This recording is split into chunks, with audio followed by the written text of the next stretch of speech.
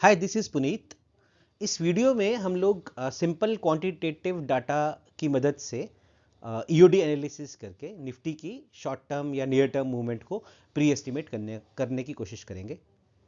Need not to say the same rules and principles are equally relevant for other indices as well as individual stocks.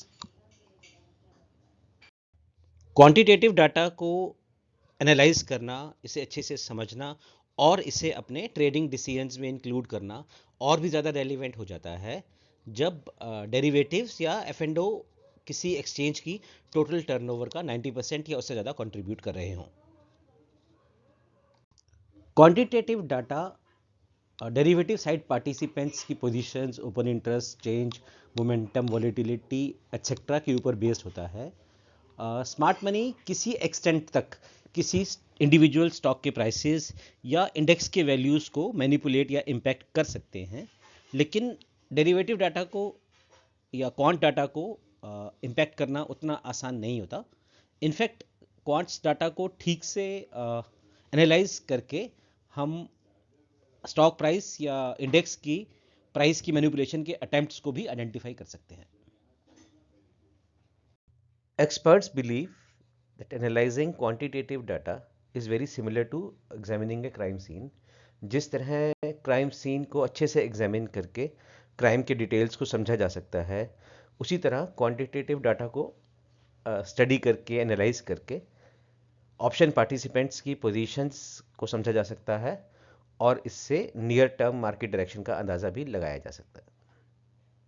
Quantitative data को carefully analyse करने से Nifty की near term direction का सही अंदाज़ा आसानी से लगाया जा सकता है।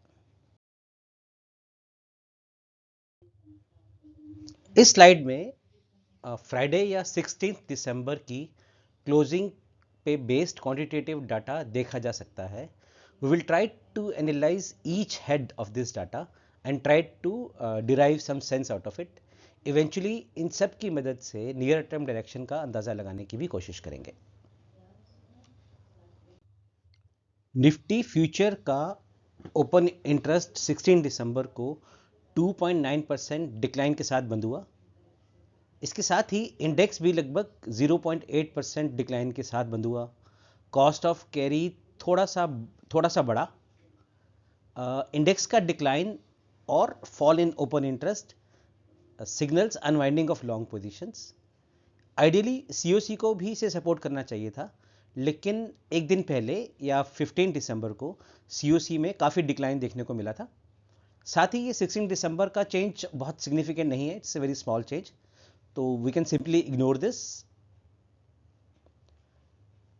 इससे यही अंदाज़ा लगाया जा सकता है कि फ्यूचर साइड के पार्टिसिपेंट्स मार्केट को लेकर ज़्यादा ऑप्टिमिस्टिक नहीं हैं, इसलिए पोजीशंस को क्लोज कर रहे हैं। Also there is no short buildup seen at the moment, तो इसलिए ज़्यादा डिक्लाइन भी प्रॉबेबली नहीं होना चाहिए। क्वांटसैप के इस ओपन इंटरेस्ट और इंडेक्स मूवमेंट के चार्ट से भी यही अंदाज़ा लगाया जा सकता है कि इतने दिन के लगातार डिक्लाइन के बाद भी इंडेक्स में अभी तक एग्रेसिव शॉर्ट बिल्डअप नहीं देखा गया।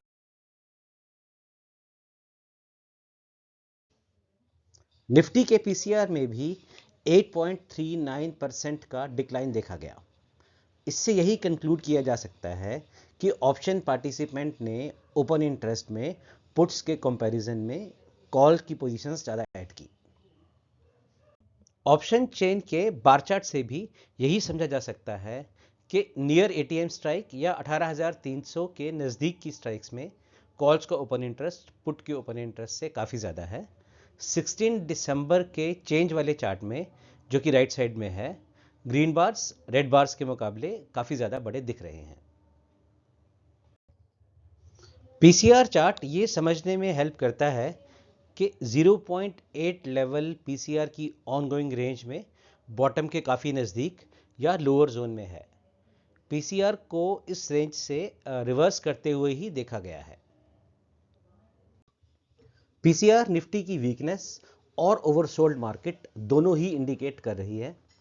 आई नो ये थोड़ा कंफ्यूजिंग है, ऐसे में फ्रेश शॉट्स को अवॉइड करना चाहिए और रिवर्सल के क्लियर सिग्नल्स का वेट करना ही समझदारी है।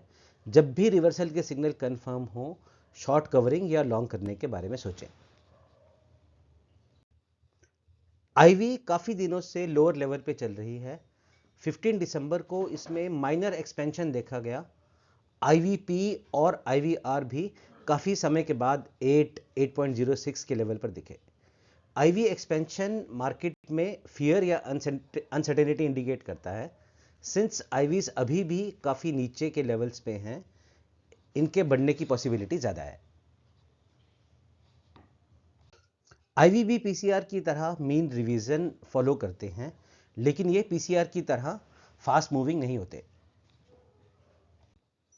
आईवी चार्ट को देखकर यह समझा जा सकता है कि आईवी पिछले कुछ दिनों से काफ़ी लो लेवल पे कंसोलिडेट हो रहा है। इसके बढ़ने की प्रोबेबिलिटी काफ़ी हाई है। Since IVs have been rising from too low levels, they may further go up.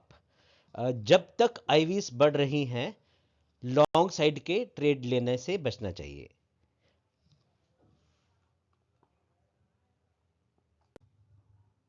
ADC या एडवांस डिक्लाइन चार्ट क्वांटसेप का एक ब्रेडथ इंडिकेटर है।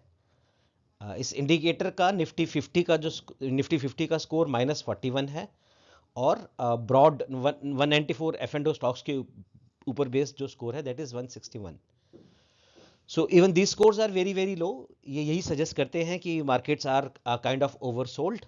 यहाँ पे फ्रेश शॉर्ट्स इनिशिएट करने की बजाय रिवर्सल के सिग्नल्स के कंफर्मेशन पर लॉन्ग या शॉर्ट्स कवरिंग के बारे में सोचना चाहिए। निफ्टी के ज़्यादातर सेक्टर 16 दिसंबर को डिक्लाइन के साथ बंद हुए। Automobile, bank, IT, FMCG were among big losers. सभी सेक्टर्स का डिक्लाइन के साथ बंद होना भी एक तरह से ओवरसोल्ड मार्केट का ही इंडिकेटर है। तो I mean keeping this in mind, again like one should avoid shorts and look for confirmation on the other indicators to cover shorts or add long positions. Nifty is indeed very weak as per the short term technical indicators. आप चाहे moving average देख लें, trend lines देख लें, किसी और अच्छे indicator को अगर आप छोटे टाइम फ्रेम पे, डेली टाइम फ्रेम से कम टाइम फ्रेम पे अप्लाई करेंगे तो आपको वीकनेस ही नज़र आएगी। लेकिन क्वांटिटेटिव पैरामीटर्स पे देयर आर सम साइंस जो मार्केट को ओवरसोल्ड बताते हैं। मेनली डिक्लाइन के साथ शॉर्ट बिल्डअप का नहीं बनना, पीसीआर का काफ़ी लो होना, आई मीन आईवीज का despite 4-5 days of continuous fall, IVs का नहीं बढ़ना और ब्रेड्थ का काफ़ी लो होना, यही इंडिकेट करता है कि इन ओवरसोल्ड लेवल्स पे फ्रेश शॉट्स लेने से बचना चाहिए।